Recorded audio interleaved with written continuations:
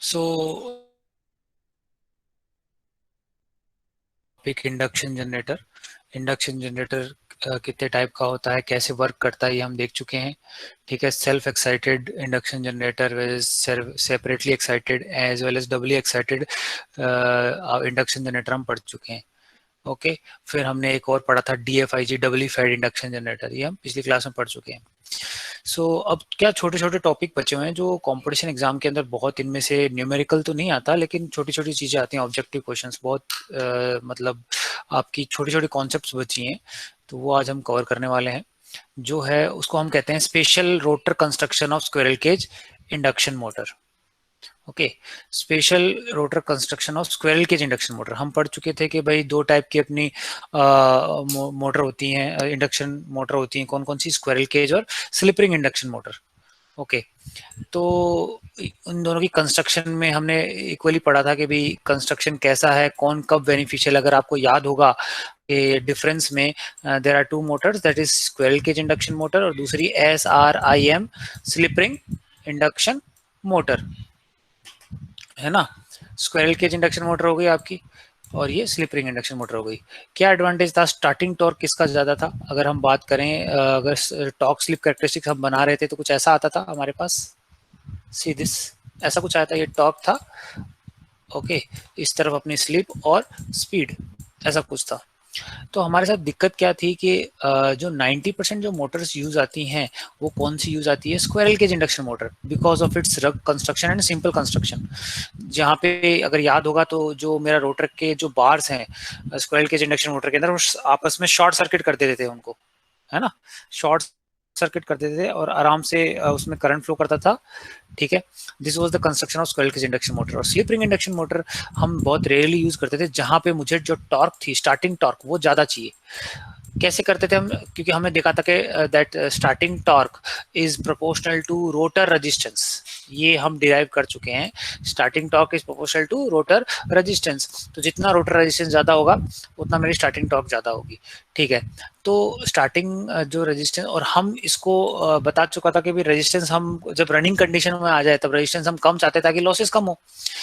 तो ये slip ring induction motor के साथ क्या थे कि due to with the help of slips we can add extra resistance add कर सकते थे स्टार्टिंग में, और जो मेरी मोटर चालू होती थी वो हाई रेजिस्टेंस पे चालू होती थी, स्टार्टिंग रेजिस्टेंस मुझे ज्यादा मिल जाता था, तो मेरा कर्व यहाँ ना चल के यहाँ से कुछ चालू होगा, ऐसा कुछ, है ना।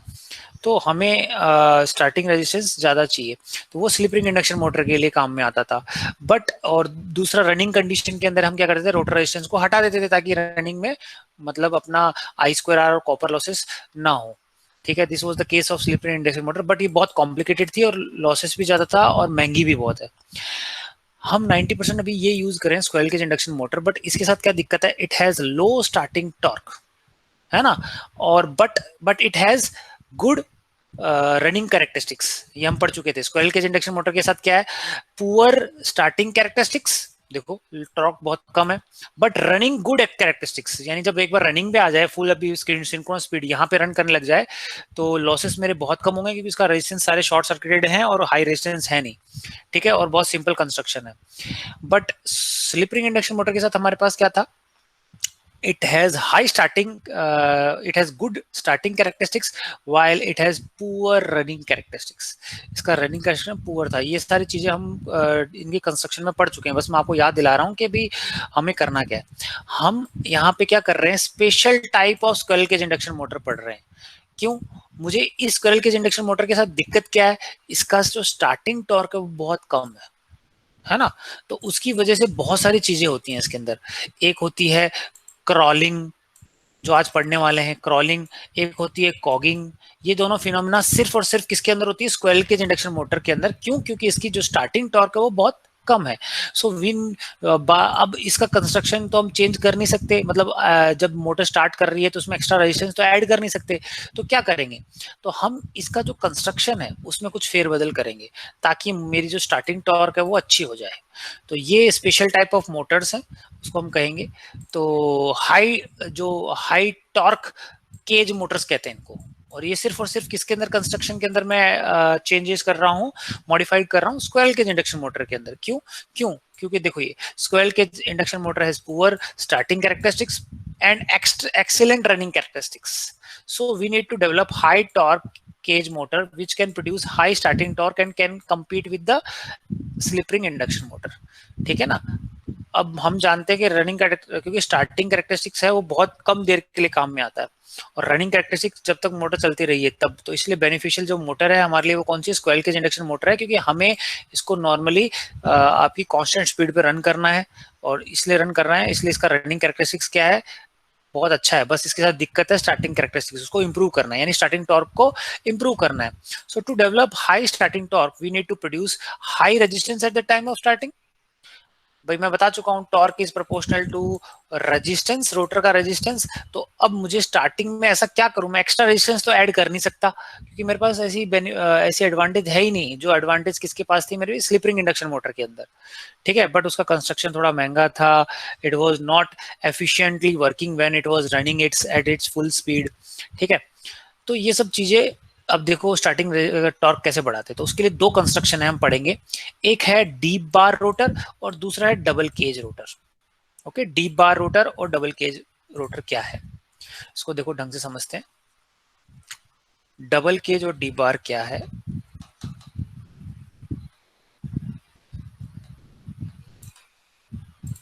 आपने रोटर के स्लॉट्स देखे होंगे, ये कुछ ऐसा है, ये मेरा स्टेटर है, दिस इज माय स्टेटर इस तरफ। ठीक है, मैंने क्या किया है, मैंने ये आपका जो दिख रहा है आपको, दिस आउटर इज स्टेटर और ये अदर वाला रोटर है। ओके, तो स्टेटर रोटर के स्लॉट्स हम देख चुके हैं, ये क्या है मेरे स्टेटर के स्लॉट्स। और अगर मैं रोटर के स्लॉट बनाना चाहूँ, सपोज ये ऐसे ऐसे कुछ होंगे। ओके, अगर इसको मैं बीच में से कट करूं तो कुछ ऐसा दिखेगा मेरे को। सी, ये चीजें हम देख चुके हैं, ये ऊपर वाला स्टेटर, या फिर हम ऊपर स्टेटर लेते हैं, मैं ऊपर स्टेटर ले रहा हूँ और नीचे क्या ले रहा हूँ, रोटर, ऐसा कुछ आएगा एंड सो ऑन। ठीक है, मैं स्टेटर के स्लॉट्स नहीं बना रहा अभी। ओके, बनाना चाहो तो आप बना सकते हो, कोई दिक्कत नहीं, कुछ ऐसा दिखेगा आपको अगर मैं बनाना चाहूँ तो। 1 सेकेंड मैं दिखा देता हूँ आपको, अगर बीच में से मैं कट करूँ, ये सारी चीजें कंस्ट्रक्शन हम पढ़ चुके हैं। सी लाइक दिस, ऐसा कुछ। ओके, है ना? तो अब ये आप देख रहे हो, ये मेरा रोटर का स्लॉट्स है, ये नॉर्मल स्लॉट्स है, नॉर्मल स्क्वायर केज इंडक्शन। अब इसी में स्टेटर को नहीं कर रहे हम, रोटर को चेंज करना है, तो रोटर के स्लॉट्स को हम क्या, ये अभी इसकी जो लेंथ है, सपोज अभी इसकी जो लेंथ है सपोज है 1 सेंटीमीटर, समझ रहे हो कितना ये है, 1 सेंटीमीटर। ठीक है, अब इसकी जगह में डीप बार रोटर, मेरा कंस्ट्रक्शन कैसे डीप बार, तो अब मैं क्या कर रहा हूँ, इसको थोड़ा और डीप में बना रहा हूँ। 1 सेंटीमीटर की जगह मैंने क्या कर दिया, सपोज 3 सेंटीमीटर बना दिया, डेप्थ ले ली इसकी। तो अब इसका रोटर कंडक्टर्स था, जो रोटर का स्क्वेरल केज के कंडक्टर थे, जो एक बार थी, एल्यूमिनियम बार या कॉपर बार याद थे, सॉलिड बार थी, याद करो, यही हम रखते थे इसके अंदर। ओके, तो अब ये ना करके इतना छोटा इसका जो एरिया वो बढ़ गया, कुछ ऐसा आएगा, इतनी बड़ी बार आ जाएगी। ओके, तो ये कंस्ट्रक्शन क्या हुआ हमारा, डीप बार रोटर, नाम से आपको पता लग रहा होगा डीप बार क्यों कह रहे हैं हम इसको। ठीक है, तो इसको एनलार्जमेंट में मैं आपको दिखा रहा हूँ, सी दिस। ओके, लेट, देखो ये सिंपल नॉर्मल स्लॉट, ठीक है, इसकी लेंथ देखिए आपने। ओके, और डीप बार रोटर में देख रहे हो आप, दिस इज माई डीप, इतना डीप ले गया मैं। ठीक है, वहां पे जो एरिया, जो मेरी मोटाई थी, या फिर डायामीटर था, या फिर पेरीमीटर था किसका, रोटर बार का, है ना? ऐसे डिफरेंट बार्स लगी होती हैं स्क्वेरल केज के अंदर, अगर आपको याद है तो। ओके, तो अब वो बार की जो मोटाई है वो बहुत लंबी हो गई। ठीक है, तो ये पूरा एक कंडक्टर ही है, ये ऊपर टॉप व्यू से देख रहा हूं मैं, है ना? ऐसे अगर मैं इसको ऐसे बनाऊं तो कुछ ऐसा बनेगा। ओके, तो ये वाला जो फेस दिख रहा है ना, ये देख रहे हैं हम, और ये किस में दिख रहा है, इस वाले के अंदर। और नॉर्मल स्लॉट, नॉर्मल रोटर के अंदर हमको जो दिख रहा था, ये जो इसकी विड्थ है वो इसमें ज्यादा है, बट इसके अंदर क्या होगी, कम होगी, ये इतना ही बनेगा, है ना? इससे फायदा क्या होगा वो देखेंगे, बट समझ में आ गया ना कंस्ट्रक्शन कैसा है इसका। ओके, तो देखो अब मैं क्या कर रहा हूँ, मुझे रोटर का रेजिस्टेंस ज्यादा चाहिए। ये जो पूरा फिनोमिना है डीप बार रोटर और डबल केज, ये कौन सी फिनोमिना में बेस्ड है? स्किन इफेक्ट पे। Skin effect. स्किन इफेक्ट कोई बता सकता है क्या है? बता सकता है कोई? What is skin effect? Anyone?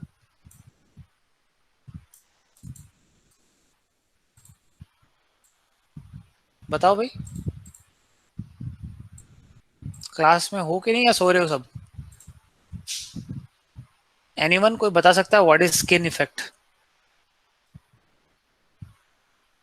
नहीं? भूल गए या फिर पढ़ने का इरादा नहीं है भाई? नहीं आ रहा? स्किन इफेक्ट भूल गए आप? स्किन इफेक्ट में ये था कि कोई भी कंडक्टर था, उसके अंदर जो एसी करंट है वो, एक तो ये होता है कि पूरा इस कंडक्टर के अंदर करंट फ्लो कर रहा हो, फुल्ली यूटिलाइज। एक होता है स्किन का मतलब सिर्फ आउटर सरफेस पे करंट फ्लो कर रहा हो। तो आपने ये फॉर्मूला पढ़ा है, R is equal to rho L upon A. A is the cross section और एरिया ऑफ दिस कंडक्टर। तो स्किन इफेक्ट में क्या हो रहा है, जो एसी रेजिस्टेंस है that is greater than DC resistance. DC में करंट क्या फ्लो करता है, पूरा कंडक्टर के पूरे एरिया को लेके फ्लो करता है, पूरे पूरे पूरे क्रॉस सेक्शन एरिया को यूटिलाइज कर रहा है। ठीक है, तो इसलिए क्रॉस सेक्शन एरिया क्या होगा, बढ़ गया। तो डीसी रेजिस्टेंस क्या होगा, वैल्यू कम होगी। वेयर एज एसी के अंदर क्या होता है, due to frequency, high frequency, तो लीकेज रिएक्टेंस ज्यादा हो जाता है। उसकी वजह से जो करंट है वो जो कंडक्टर की सतह पे यानी बाउंड्री पे फ्लो करता है। तो यानी जो क्रॉस सेक्शन, जो एरिया ये करंट जो करंट यूटिलाइज कर रहा है वो बहुत कम कर रहा है, तो उसके अंदर क्रॉस सेक्शन एरिया क्या हो जाएगा, कम। तो रेजिस्टेंस क्या हो जाएगा, ज्यादा। यही कॉन्सेप्ट हम यहाँ पे यूटिलाइज करने वाले हैं। Okay, so let me raise this. Skin effect आपको समझ में आ गया? Okay, let me draw. तो अब देखो क्या कर रहा हूं मैं, ये मेरे जो रोटर है पूरी बार है ये, है ना, कंफ्यूज। इसको मैंने क्या चार स्लॉट्स में डिवाइड किया है, 1 2 3 4, ये एक है ही। ठीक है ना, इसको 6 में भी कर सकते हो, 8 में भी कर सकते हो, आपकी मर्जी है। ठीक है, लेकिन अब मैं क्या कहना चाह रहा हूँ, इसके अंदर करंट फ्लो करेगा, करंट फ्लो की वजह से फ्लक्स प्रोड्यूस होगी। फ्लक्स क्या करेगी, सपोज फोर्थ जो इतना एरिया दिख रहा है आपको, फोर्थ वाले से, ये वाले से, इसमें अगर इसमें जो करंट फ्लो कर रहा है उसकी जो फ्लक्स है वो कुछ ऐसा हो गया, इतनी ट्रेवल करनी पड़ रही है इसको, ये फोर्थ की वजह से। ठीक है, लीक फ्लक्स है ये। ठीक है, फ्लक्स का पाथ। और थर्ड की वजह से इसको ये कुछ, क्योंकि इसको स्टेटर के कंडक्टर्स के साथ तभी तो होगा जो फ्लक्स जो लिंक कर जाए इसके साथ, स्टेटर के साथ। ठीक है, जो थर्ड होगी, सपोज ब्लैक लेदर, ये सॉरी सेकंड, सेकंड की वजह से जो फ्लक्स होगी वो कुछ ऐसे होगी। ओके, फर्स्ट की वजह से जो होगी उसका जो पाथ है वो कम होगा, उसका और कम हो जाएगा, एंड सो ऑन। तो मुझे बताओ, अगर करंट एक तो फर्स्ट रीजन में फ्लो कर रहा है, सेकंड रीजन में फ्लो कर रहा है, थर्ड और फोर्थ रीजन में फ्लो कर रहा है, इनमें से सबसे जो फ्लक्स का पाथ है वो सबसे बड़ा किसका है, कौन से कंडक्टर का है? 1 2 3 4 में से? फोर्थ। 4 में से, चलो ठीक है। तो मुझे बताओ लीकेज फ्लक्स किसकी ज्यादा होगी? लीकेज फ्लक्स किसकी ज्यादा होगी सबसे ज्यादा? फोर्थ की होगी, ऑब्वियस है, क्योंकि इसकी जो फ्लक्स के पाथ को इतना लॉन्ग डिस्टेंस, जितना दूरी से चल के आएगी, है ना, उतना लीकेज फ्लक्स ज्यादा होगा। तो सी दिस, अगर मैं एयर गैप लेंथ की अगर बात करूं, एयर गैप लेंथ की बात करूं, तो यही कॉन्सेप्ट आपके समझ में आना जरूरी है। एयर गैप लेंथ की बात करूं तो air gap length of first, air gap length की मतलब distance between the stator and this rotor conductor, तो 1 से लेके तो सिर्फ इतना ही डिस्टेंस है, इट इज द स्मॉलेस्ट। और 2 का कितना है, इतना है। और थर्ड का कितना है, इतना है। और फोर्थ का कितना है, इतना है। तो मैं कह सकता हूं air gap length of fourth is greater then third, second and 1। ये सिर्फ रीजन है एक कंडक्टर के ही, है ना, डिफरेंट। क्रॉस सेक्शन एरिया पूरा है ये वाला, कंफ्यूज मत हो जाना, मैं सिर्फ एक्सप्लेनेशन पर्पस के लिए बता रहा हूँ, स्किन इफेक्ट को समझा रहा हूँ यहाँ पे। ठीक है, अब मुझे बताओ, अगर सबसे ज्यादा जितनी एयर गैप लेंथ होगी, जितना बड़ा एयर गैप लेंथ होगी, उतना ही उसका सबसे ज्यादा लीकेज फ्लक्स होगा। तो see this, leakage flux of fourth region is greater than leakage flux of third, two and D. अगर लीकेज फ्लक्स ज्यादा है तो लीकेज रिएक्टेंस भी ज्यादा किसकी होगी, सबसे ज्यादा लीकेज रिएक्टेंस किसकी होगी, फोर्थ रीजन की।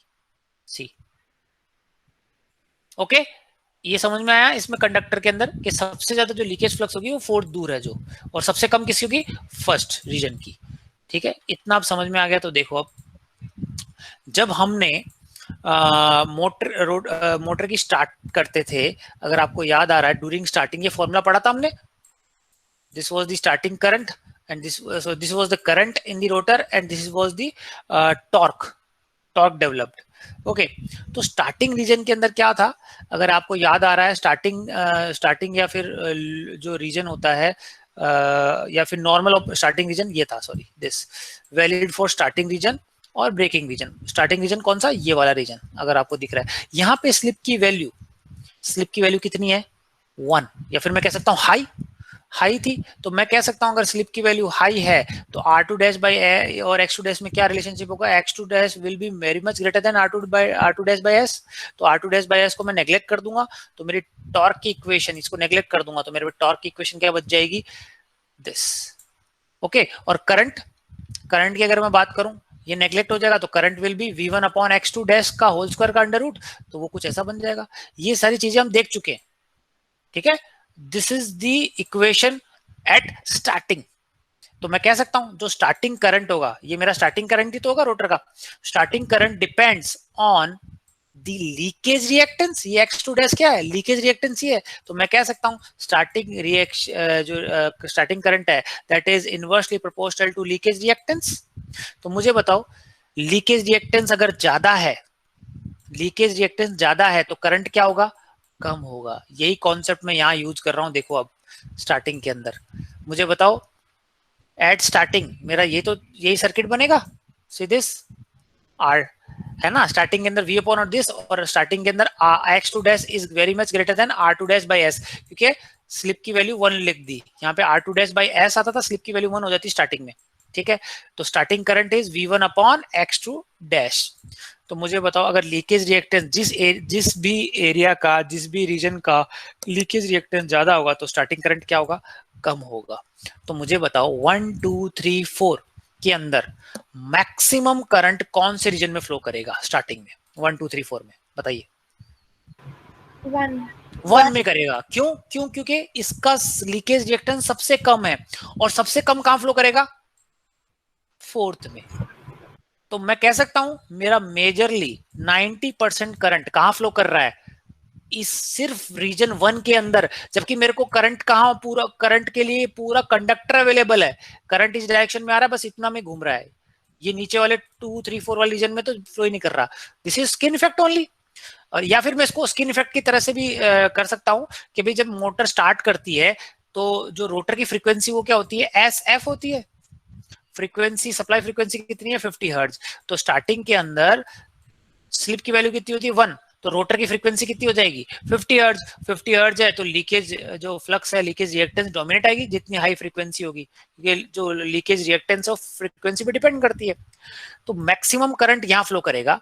तो अब आपको दिख रहा है रोटर रेजिस्टेंस का फॉर्मूला क्या होता है, रो एल अपॉन ए। ठीक है, रोटर को सॉरी करंट को जो एरिया मिल रहा था पूरा फ्लो करने के लिए वो कौन सा था, पूरा इतना एरिया। ठीक है, cross section area. But starting के अंदर क्या हो रहा है, but at starting current is flowing on only this about 1 area. तो मुझे बताओ क्रॉस सेक्शन एरिया करंट के लिए क्या हुआ, कम या ज्यादा, बताओ। कम हो गया, वेरी गुड।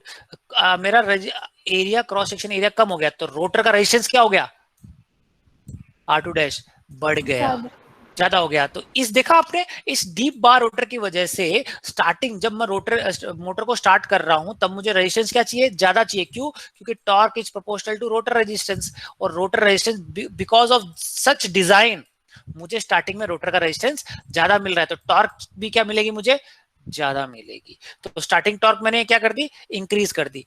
और ये एक्सप्लेन कर रखा है, देखो मैंने I1 greater than I2 greater than I3 equal to, ये स्टार्टिंग के अंदर होगा। ठीक है, तो ये सारी चीजें यहाँ पे एक्सप्लेन कर रखी है। As the depth of the slot increases we move from top towards the bottom, the leakage flux and leakage reactance increases, and at the time of starting current distribution is based on leakage reactance। देख लिया, current starting में किस पे depend कर रहा है, leakage reactance पे कर रहा है स्टार्टिंग में सिर्फ, है ना। So current is mostly concentrated near the top as compared to the bottom. This is very similar to skin effect. Okay तो इफेक्टिव क्रॉस सेक्शन एरिया मेरा कम हो गया तो रेजिस्टेंस इंक्रीज हो गया, स्टार्टिंग टॉर्क रेजिस्टेंस के इक्वल है. So due to non uniform distribution of current the effective cross section area through which the current flow in the rotor is reduced and due to which effective resistance of the rotor increases and it starts to produce starting torque. तो मेरी starting torque क्या हो गई, बढ़ गई. ठीक है, चलो अब रनिंग कंडीशन में क्या हुआ भाई, मेरे को रनिंग कंडीशन में रेजिस्टेंस कम चाहिए ज्यादा चाहिए ये बताओ पहले. कम चाहिए. तो अब देखते हैं ये रेजिस्टेंस अपने आप कम होता है कि नहीं करता है. चलो देखते हैं रनिंग कंडीशन के अंदर मुझे बताओ कौन सा रीजन के अंदर हम ऑपरेट कर रहे हैं. रीजन 1 के अंदर है ना. ग्राफ के अंदर बात करें तो दिस, यहाँ पे स्लिप की वैल्यू क्या है, बहुत ही कम. तो मुझे बताओ R2 डैश बाय S और X2 डैश में स्लिप की वैल्यू बहुत कम है, तो ये पूरी क्वांटिटी क्या होगी, बहुत ज्यादा. तो मैं कह सकता हूं R2 dash by S is very much greater than X2 dash, है ना. तो यही इक्वेशन यहाँ पे लगाइए, सी नॉर्मल ऑपरेटिंग रीजन के अंदर. तो मेरा जो करंट होगा वो क्या होगा, I2 dash is equal to V1 upon R2 dash by S. मुझे बताओ मेरा जो करंट फ्लो कर रहा है वो किस पे डिपेंड कर रहा है, लीकेज रिएक्टेंस पे फ्लो डिपेंड कर रहा है क्या, दिख रहा है क्या आपको इसमें, नहीं कर रहा. लीकेज रिएक्टेंस की इफेक्ट ही हट गई किसमें, रनिंग कंडीशन में. और सिर्फ किस पे डिपेंड कर रहा है, रोटर के रेजिस्टेंस पे. ठीक है, तो ये कॉन्सेप्ट यहाँ पे काम में ले रहे हैं. सी दिस है ना, I1 is V1 upon R2 dash by S. Current does not depend on leakage flux. So as the motor starts to rotate, the slip reduces. है ना, ये भी कह सकता हूं मैं. मुझे बताओ स्किन इफेक्ट को अगर मैं समझाऊं तो फ्रीक्वेंसी कितनी हो जाएगी, अब हो जाएगी SF रोटर की. और जब रनिंग कंडीशन के अंदर मेरी अगर ये आ गई तो स्लिप की वैल्यू आ गई बहुत कम, सपोज 0.1 आ गई और मेरी फ्रीक्वेंसी पहले थी 50 हर्ट्ज, तो कितना आ गई 5 हर्ट्ज. मेरी फ्रीक्वेंसी कम हो गई तो लीकेज रिएक्टेंस भी ऑलरेडी अपने आप डोमिनेट नहीं कर पाएगा. So at low value of slip the rotor resistance will dominate. Low value slip पे कौन करेगा, रोटर का resistance will dominate leakage reactance, due to which it will not matter which section has higher leakage as compare to the other. मुझे बताओ मैं कह सकता हूं कि मेरी फ्रीक्वेंसी 5 हर्ट्ज हो गई, डीसी की फ्रीक्वेंसी कितनी होती है, 0 हर्ट्ज. तो मैं कह सकता हूं कि मेरा जो रोटर के अंदर जो करंट है फुल रनिंग कंडीशन में कह सकता हूं ऑलमोस्ट डीसी फ्लो कर रहा है, कह सकता हूं, है ना, ऑलमोस्ट नियर टू. अब मुझे बताओ डीसी करंट जो कंडक्टर्स है उसकी बाउंड्री पे फ्लो करता है या फिर पूरे कंडक्टर को यूटिलाइज करके फ्लो करता है, पूरे कंडक्टर को. तो अब मुझे बताओ ये अब जो करंट फ्लो कर रहा है रनिंग कंडीशन में पूरे कंडक्टर को यूटिलाइज करके रन कर रहा है, तो मुझे बताओ जो ओवरऑल क्रॉस सेक्शन एरिया वो क्या हो जाएगा, अब कंपेयर टू स्टार्टिंग बढ़ जाएगा. तो रेजिस्टेंस क्या होगा, कम आ जाएगा. तो अपने आप रोटर का रेजिस्टेंस रनिंग कंडीशन में कम आ गया. So this is the deep bar rotor design, है ना, डीप बार रोटर डिजाइन. यही चीज मैंने यहाँ पे लिख रखी है. ठीक है, थ्रू आउट द रोटर. तो समरी क्या हुई, समरी क्या हुई, at the starting current mostly जब स्टार्ट होगा तब करंट कहां पे कंसंट्रेट होगा, near the top. And under running condition current is distributed uniformly through the conductor. So effective area increases and R2 dash decreases during running condition. तो हम यही तो चाहते थे कि स्टार्टिंग जब हो तब रोटर का रेजिस्टेंस ज्यादा होना चाहिए, बट रनिंग में रोटर का रेजिस्टेंस कम होना चाहिए. तो ये किस डिजाइन से आया, डीप बार रोटर डिजाइन से आया.